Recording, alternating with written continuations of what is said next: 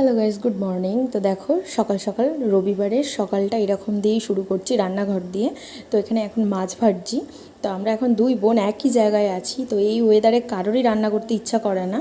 আর যেহেতু নিজের লোকেরা থাকলে মনে হয় খালি গল্প করি। যতই সময় দাও না কেন, এক জায়গায় তো থাকি না, আলাদা থাকি যেহেতু। তো খুব সমস্যা হয়, আবার ভালো লাগে খুব এলে। চলে যাওয়ার সময় মনটা খুব খারাপ লাগে। তা আজকে রবিবারে একটু স্পেশাল করার চেষ্টা করছি। দেখো এখানে মাছ হচ্ছিল, মাছ ভাজা হয়ে গিয়েছে। এখন হচ্ছে একটা বাঁধাকপি করব মাছের মাথা দিয়ে।